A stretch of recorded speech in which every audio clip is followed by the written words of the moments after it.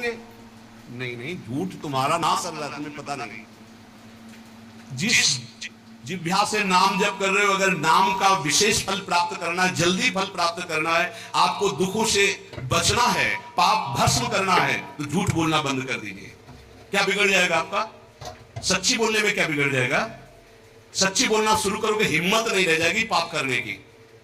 ये पाप करने की तुम्हारी हिम्मत पड़ रही, झूठ बोलने के कारण पड़ रही। नहीं, असत्य संपातक पुंजा, सबसे बड़ा पाप झूठ बोलना। उससे क्या होता है? हर चीज हम छुपाना चाहते हैं। किससे? उस सर्वज्ञ परमात्मा से, गुरुदेव से। नहीं, झूठ नहीं। नाम इसीलिए नहीं चल पा रहा। थोड़ी दिन नाम चलाएंगे छूट जाएगा, क्योंकि आप झूठ बोलते हैं, पापाचरण करते हैं। अगर नाम को चलाना है तो नारायण स्वामी जी कह रहे हैं, पहली बात मौन का आश्रय लीजिए, कम बोलिए, अधिकतर चुप रहना सीखिए, तभी नाम चला पाएंगे। जो कार्य कर रहे हैं आप उस पर ध्यान दें, उस कार्य को एकाग्रता पूर्वक करें, वाणी को मौन रखें, उस वाणी से धीरे धीरे नाम उच्चारण करें। कम से कम 24 घंटे में 4 घंटे मौन का तो सबको अभ्यास कर लेना चाहिए।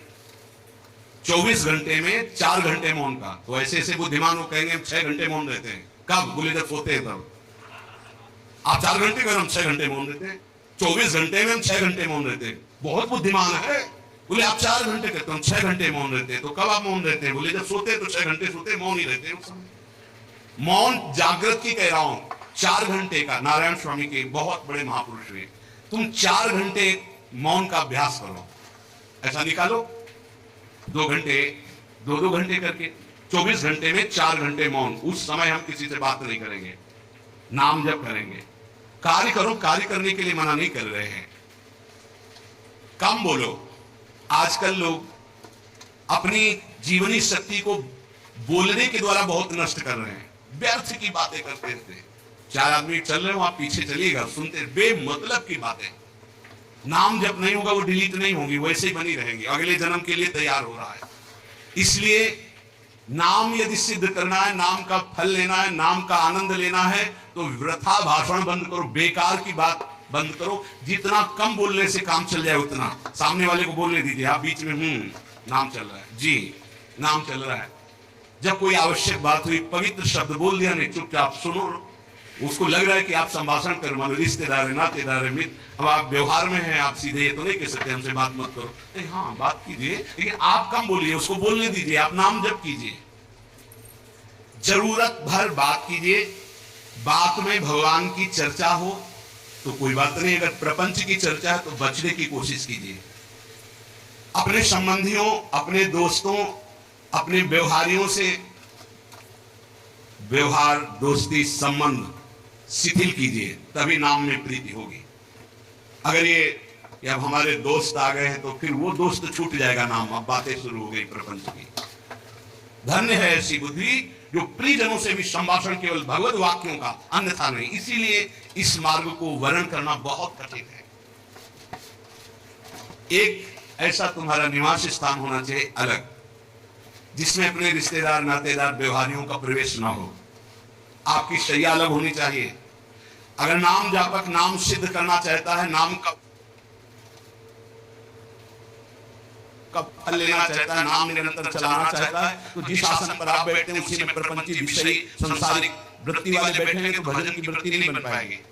एक ऐसा, वैसे होते हैं घरों में बैठने वालों का अलग, लेकिन साधन कक्ष अलग होना चाहिए अपना। किसी का यदि प्रवेश न हो तो आप देखेंगे कि आपके साधन के परमाणु आपको वहां बैठे ही तत्काल विक्षेप रहित करके भजन में लगा देंगे।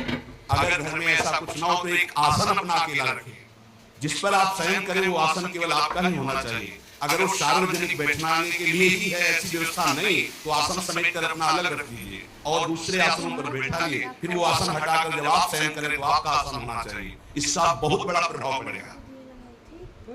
कोई भी ऐसा दृश्य या पुस्तक ना पढ़े जो वासनात्मक हो और प्रभु के नाम से आपको विमुख कर दे। अखबार आदि, समाचार आदि, ये हमारे चिंतन को नष्ट करते हैं। अगर नाम जब करना है, निरंतर नाम स्मृति बैठानी, एक घटना कई मिनट तक विक्षेप देती है। ऐसा हुआ, कैसे लोग हैं, और उसमें तो समाचार ही हो रहे हैं, सैकड़ों बातें हो रही, पेपर है तो सैकड़ों बातें लिखी हैं, क्या क्या, अब वो सब दिमाग में भर गई। इतना व्यसन है किसी किसी को पेपर पढ़ने का, समाचार पत्र पढ़ने का, कि सुबह होते ही वो विरह में रहते हैं कि पेपर आ जाएगा। आया, मिला तो ऐसी एकाग्रता से पढ़ते जैसे वेदांत चिंतन करने वाला वेदांत चिंतन। चश्मा लगा, चाय रखी ठंडी हो रही, इससे मतलब बीच बीच में चाय चश्मा से, और पूरे दिमाग में वही। आप क्या करेगा, जो पढ़ा उसका चिंतन बनेगा, वही बोला जाएगा। अब जहां चार मिले तो तुम्हें पता है, उत्तर प्रदेश में ये हुआ, मध्य प्रदेश में ये हुआ, चर्चा नाम जापक पूज्य श्री नारायण स्वामी के। अखबार पढ़ना, दुनिया भर के प्रपंच की जिसमें बातें हैं, ऐसे समाचार, ऐसे टेलीविजन देखना, ये तुम्हारे हृदय में नाम नहीं चलने देंगे, तुम्हारी स्फुरणा को गंदी कर देंगे, बेकार का वक्त खराब होगा। इसलिए अगर आपको पढ़ना ही है तो धार्मिक ग्रंथों को पढ़िए, अपने इष्ट संबंधी ग्रंथों को पढ़िए नाम जपने के लिए। किसी को कभी वचन ना दे, पांचवा बहुत बहुत पॉइंट की बात कह रहे हैं। यदि आपने किसी को वचन दे दिया और पूरा नहीं किया तो